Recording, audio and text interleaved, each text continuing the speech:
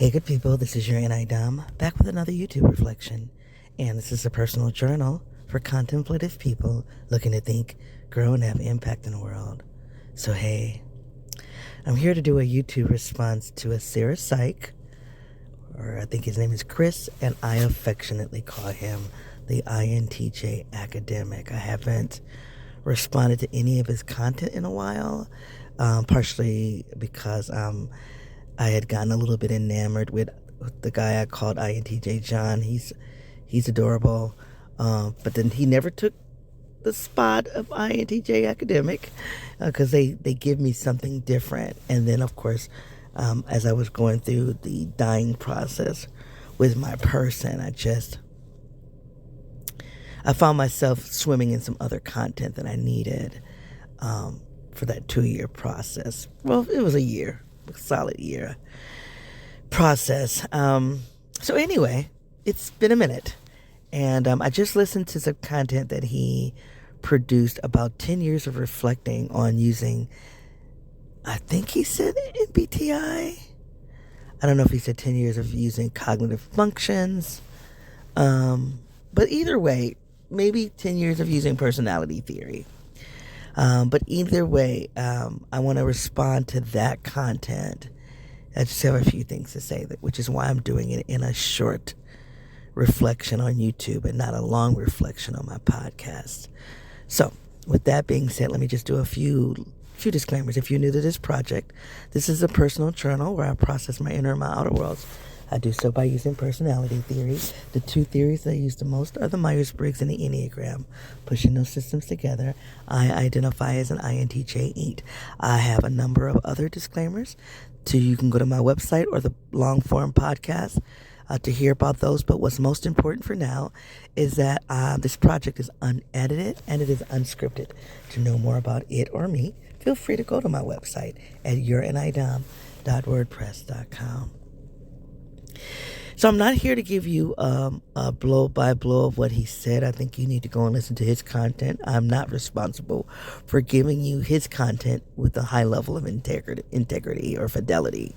That's not what I'm here to do. I'm here to talk about what his content did for me in my inner world, my thinking, my feelings. And so with saying that, how I experienced the start of his reflection, he was just talking about how the personality theory really helped him understand his weaknesses. And one of the things he talked about was being in school, being a straight D student, and kind of floating around in these jobs that were under fulfilling in terms of his potential. I don't know if maybe he was fulfilled in terms of his interest, but in terms of his skill level, they were unfulfilling. And that immediately, and I'm sure, those of you who follow my project, which is almost 4.5 years old, 4.5 years old now.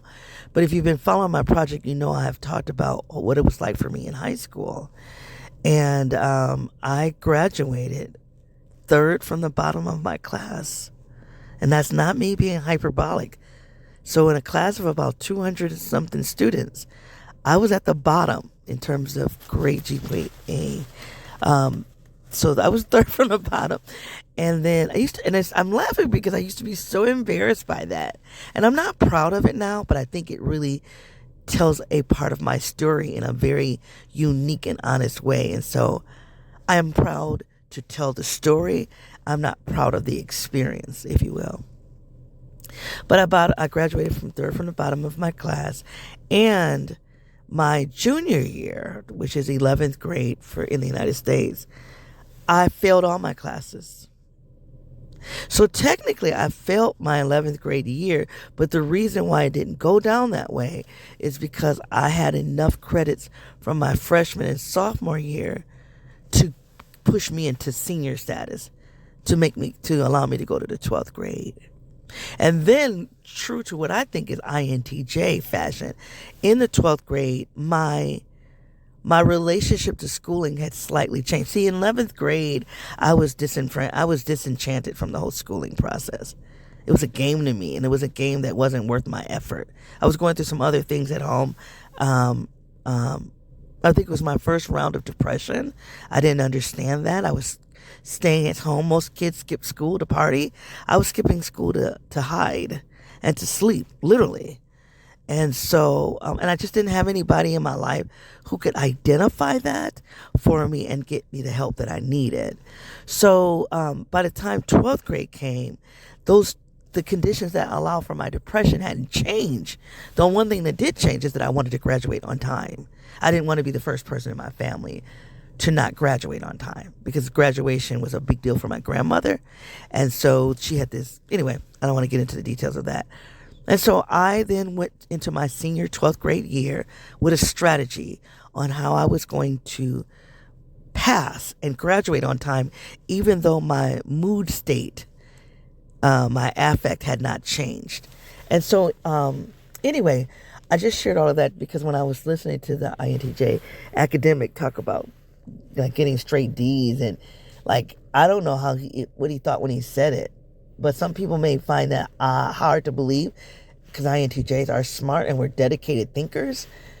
But when you're swimming in a sea of confusion and the maps that you've been given from the outer world don't match who you really are, and it erases you and it makes you feel different and you don't understand, I think my depression was coming from some familial trauma, but I would imagine it was complicated by the world just didn't fit what was happening for me internally. It didn't fit. It didn't validate.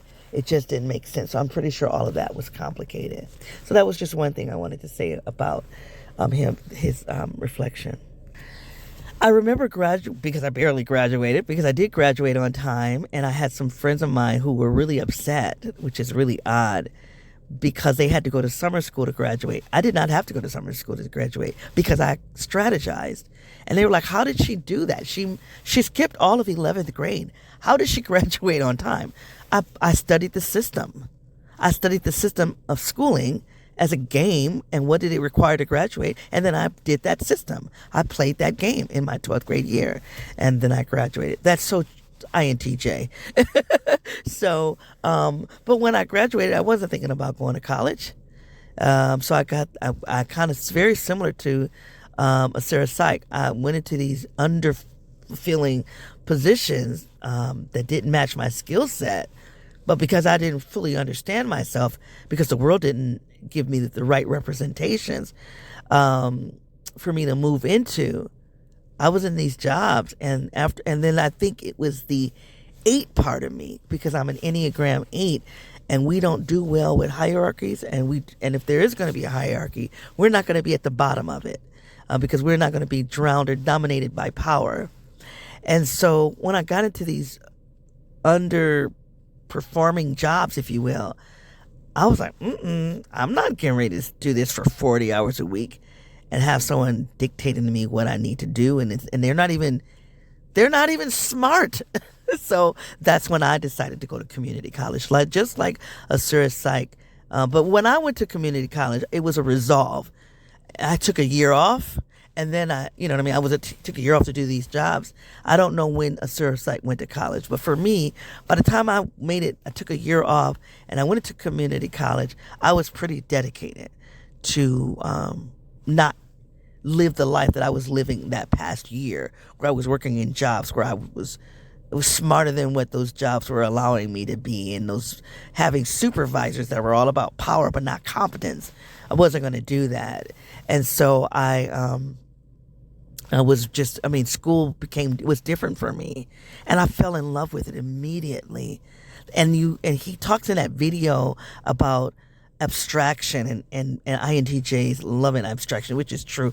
But I connected to that abstraction early on in my I was 1920, and just the idea that I could learn from a set of symbols on a piece of paper. By reading these symbols on a piece of paper, those symbols translated to ideas in my head.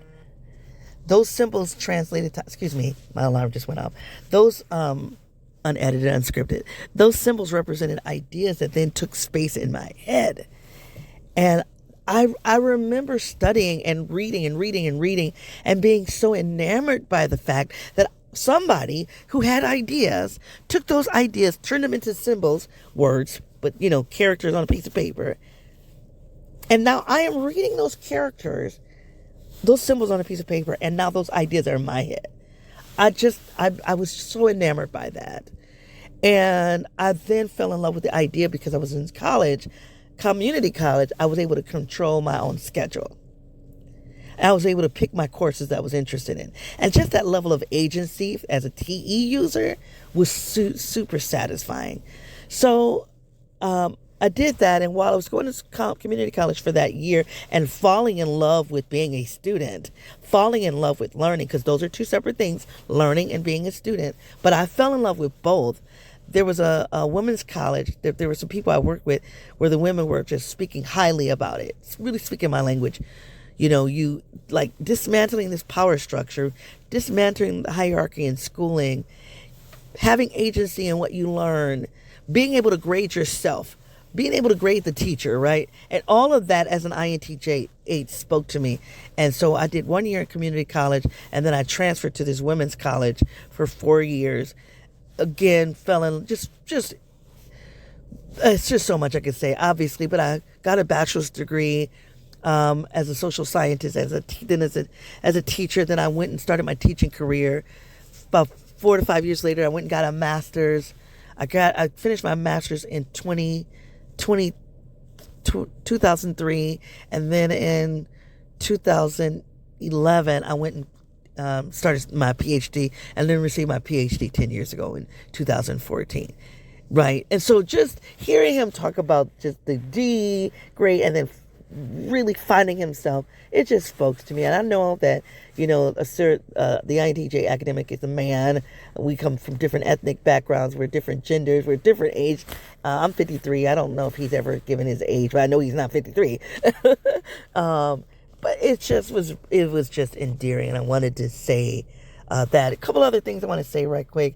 He talked about some of how personality theory can help you find your strengths, which is true. One of the things I'm having an awakening right now at 53, as an educator who's moved into leadership administration, and then I've left many times as an entrepreneur. I started my own school. I've developed curriculum. I've written several books. I find that when I go back into the school, which is the very thing I didn't like in high school, but when I go back into the school, there's something about it that's soothing. And I think I knew this, but hearing Asurapsych talk solidified it for me. It's my inferior function, extroverted sensing.